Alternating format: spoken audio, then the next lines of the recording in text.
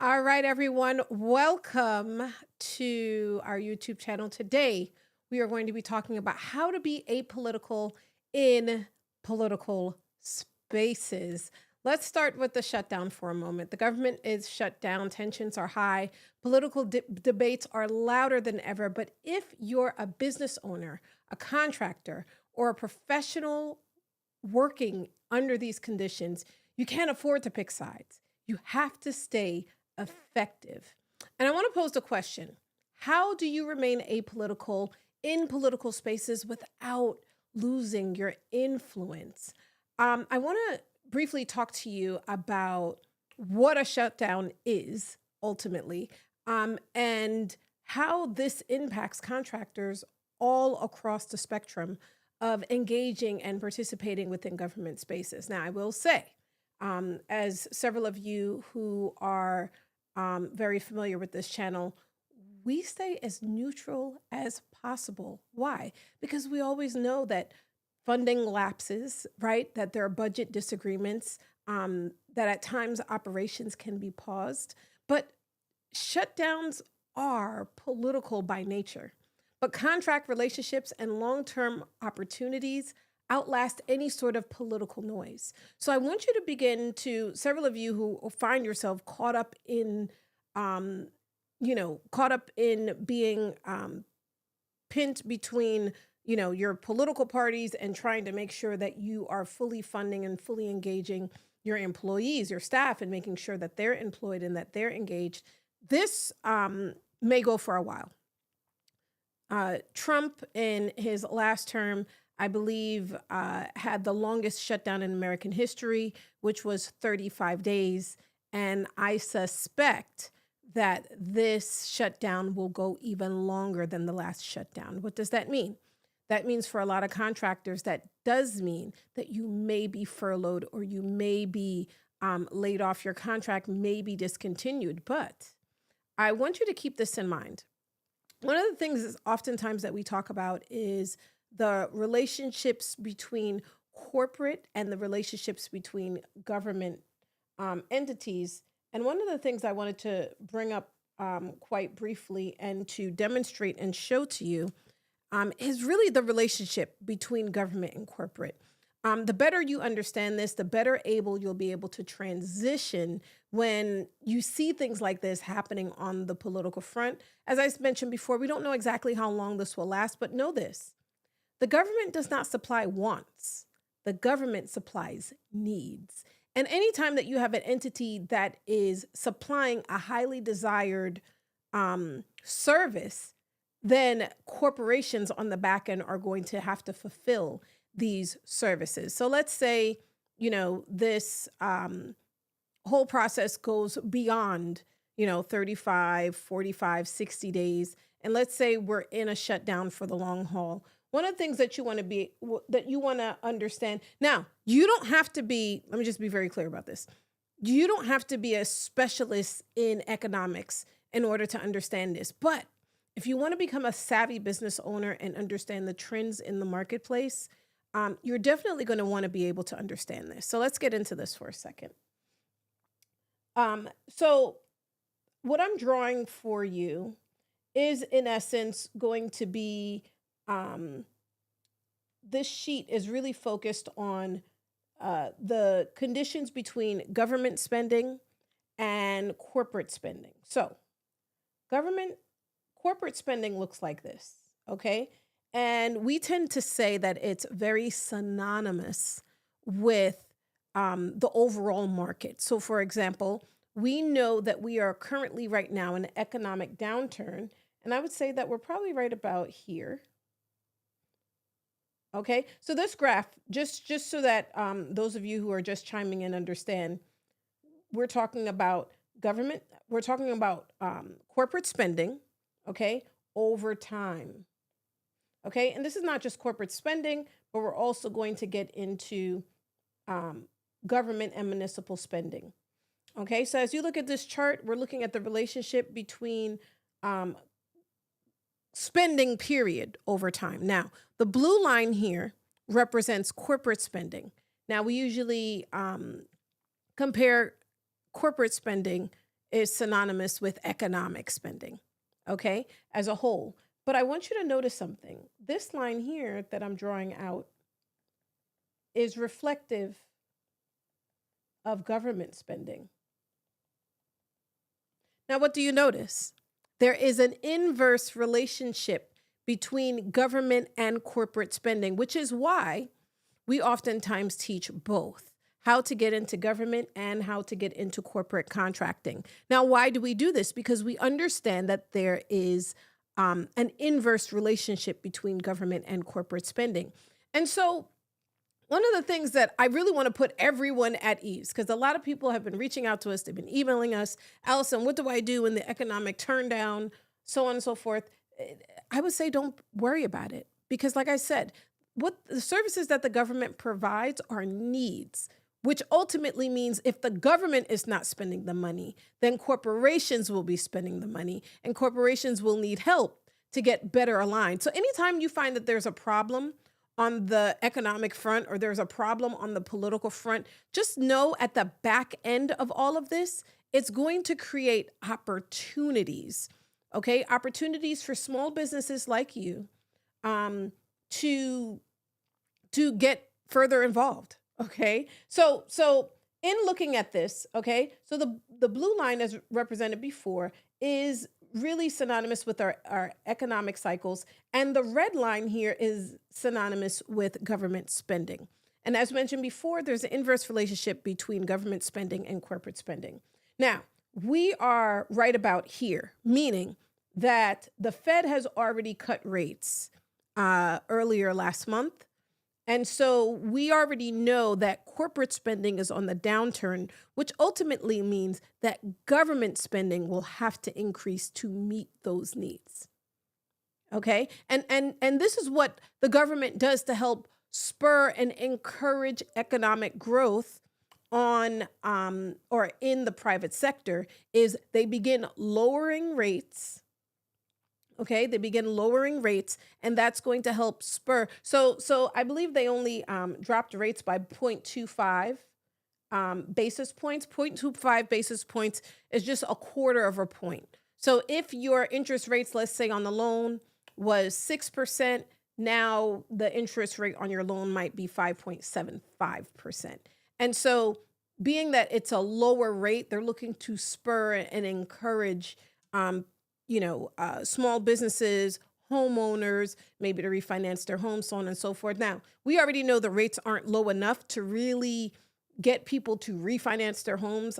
Most of America has locked in at 3.25%, 4% interest rates. So the Fed is going to have to do a lot more to encourage individuals to start, let's say, refinancing their homes as we did during the pandemic. However, we do know that where the economy is going right now is it's going downward, which means the government is going to have to do more spending. So I need you to understand this. Everything that you see in the marketplace is theatrics, okay? It's an act. And why? Because, on whether you're red and whether you're blue, and let me just be clear, I don't participate on either side of the political front. And the reason for that is because oftentimes I'm placed in very political places, okay? And I really don't care one way or the other. You know what I do care for? I care for all of you. Everyday small business owners that are trying to figure out what is going on the political front. And if this is your first rodeo, let me reassure you that we are going to be just fine. See, one of the things that I really want you to understand is that politicians, the way in which they work is they have to get votes. They have to get votes by everyday people just like you. And so if they are engaging in activities that are not going to win your votes over, then it's less likely that they're going to be put in places of power during the next political term. And so with that, just know the goal of politicians is never to upset you. It's never to, arouse you. It's really always to support their political base. Okay, they're going to do everything possible to support their political base. But understand this: the political base operates on a spectrum. Okay, so you have some people that are really for you, 100% go gun ho, and then you have folks that are like in the middle. Like they probably only voted for you because there's one or two components about your campaign that they really liked. Everything else, they're not really for that or against that. So these people in the middle on the political front will allow or enable your political base to shift. Okay, so no one wants to do anything. A good politician, let me say it like that, doesn't want to do anything too much to rock the boat. All right. So for several of my students that are engaged in government contracting and corporate contracting, you already know how I feel about working with the federal government. Okay. Unless you are, making a couple of $1 million a year, that's when I would start playing in the federal pond. But if you're a small business owner and you're looking to gain entry into government, I highly suggest and advise that you get involved with your state, you get involved with your local municipality, you get involved with your local corporations, the county government.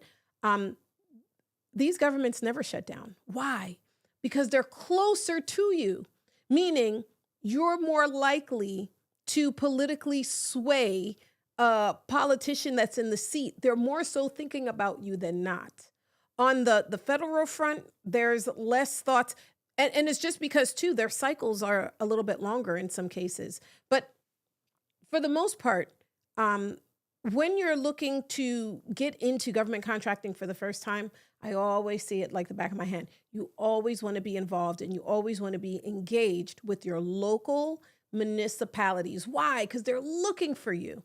And it is so much easier to get into these spaces when we look at what we call the bid life cycle. Okay. From the bid life cycle, from the time municipality identifies a problem to the time that they put an RFP out, that cycle is much faster. By the time they put the RFP out, they're looking to close within a couple of weeks because they need to get started on the project right away. The federal government, however, they have a much longer time frame. Sometimes it could be 60, 90, 120 days, even before they're looking to get started on the project. What does that mean? That means you might not get paid for 6 months to a year, even in some cases, depending on your industry. So one of the things that I really want to encourage all of you to do is to really engage when you're engaging with the government for the first time.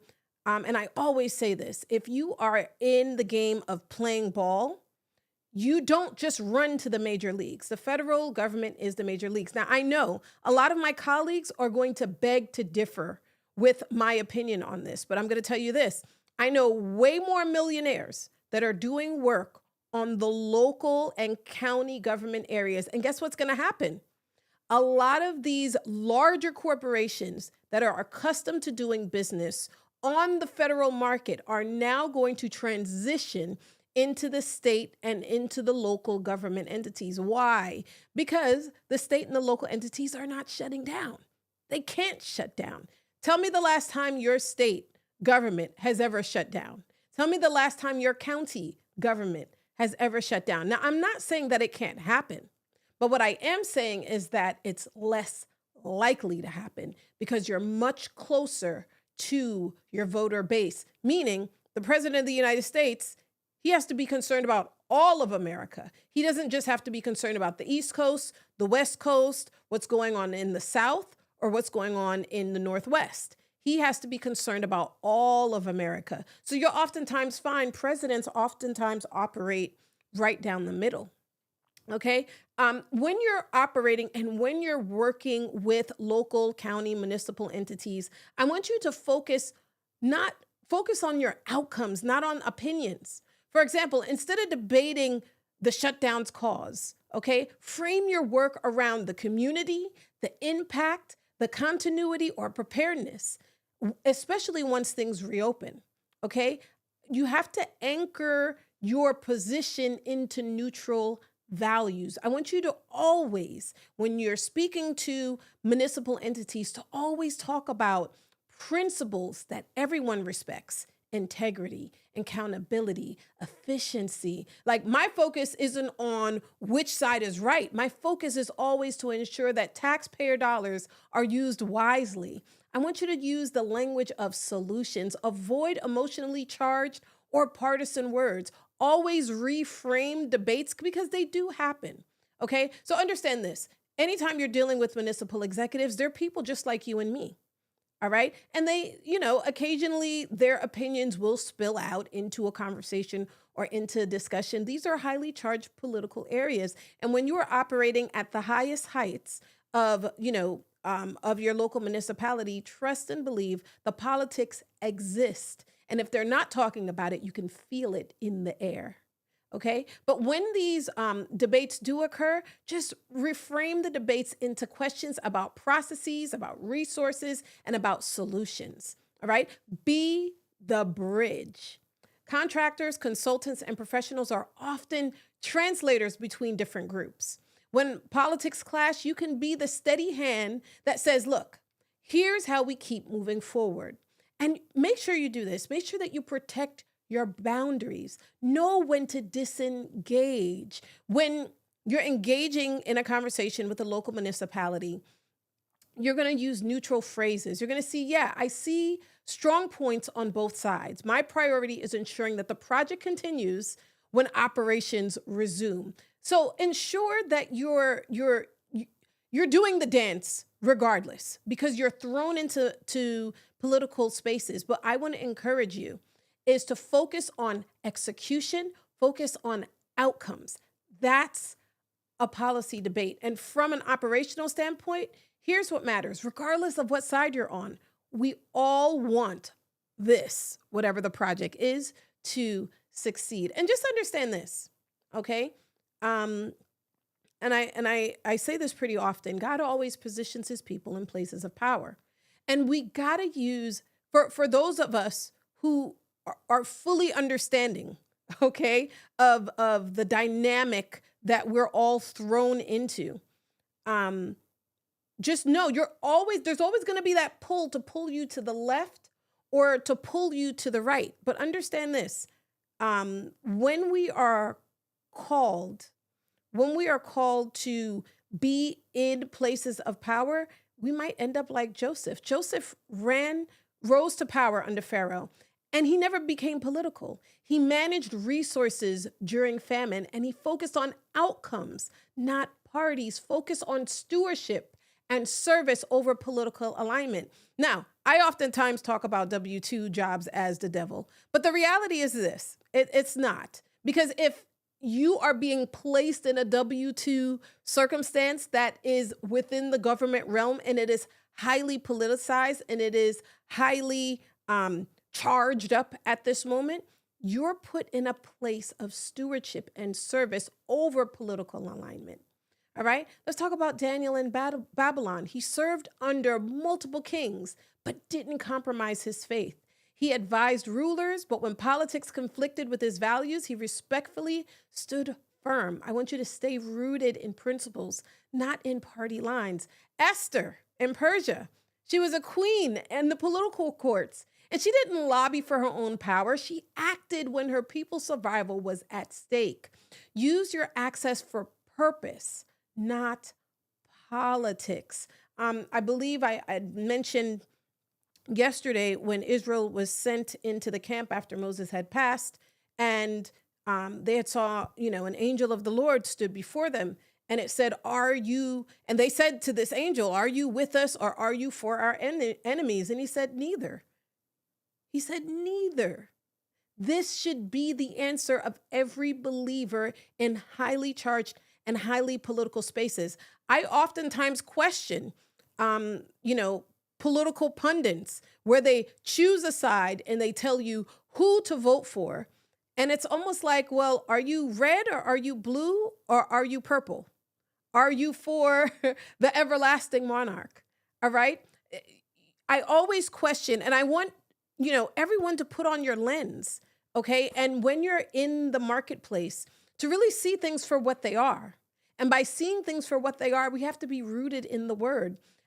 Nehemiah, for example, in Persia, he was a cupbearer to the king and then later to the governor, and he built walls by focusing on mission, not political debates. Keep your eye on rebuilding and on impact. So there are a couple of items that I wanted to bring to the forefront for those that depend 100% on the federal government for their ends, to let you know that there is light at the end of the tunnel. This is a little blip on the map. And as mentioned before, when you have your basket, you never put all of your eggs in one basket.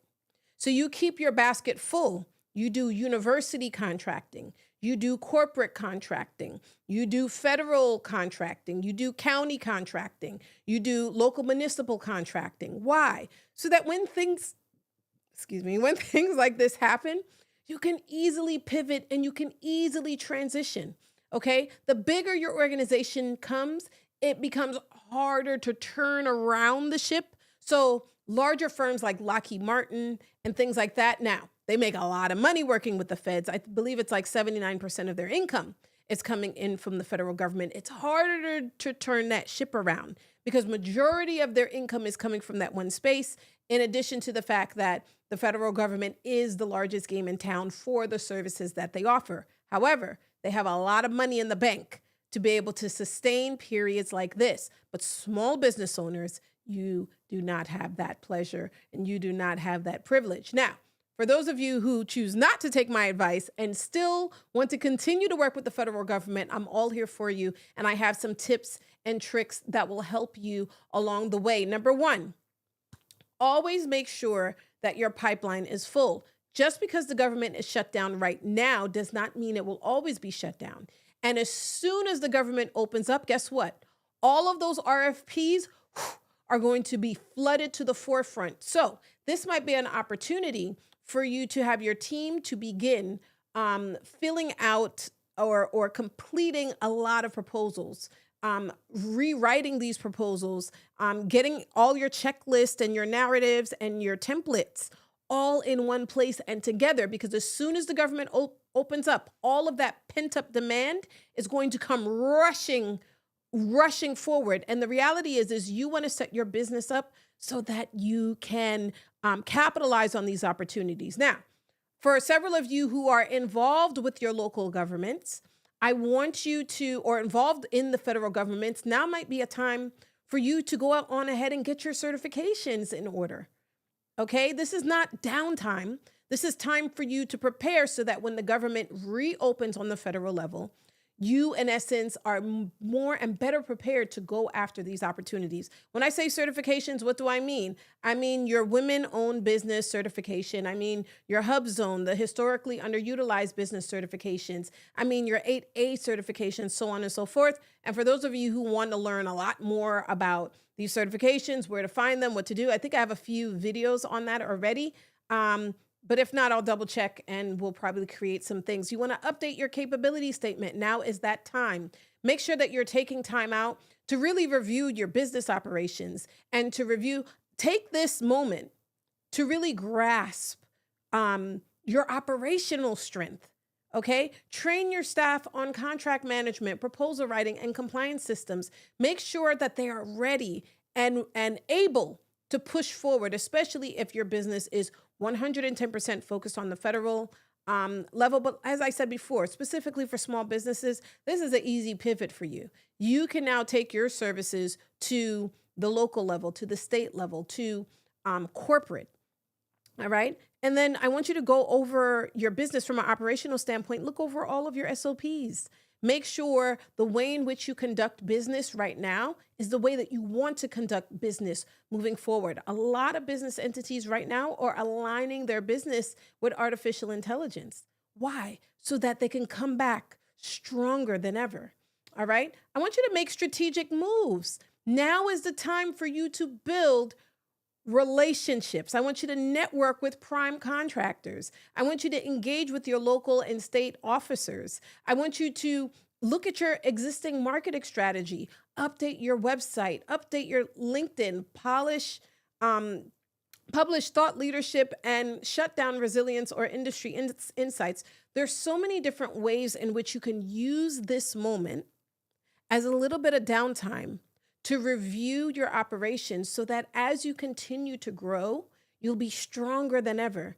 And in order for you to grow, you don't have to necessarily cut back on staff, but you can do way more. So begin operating your operations um, based on the use of AI.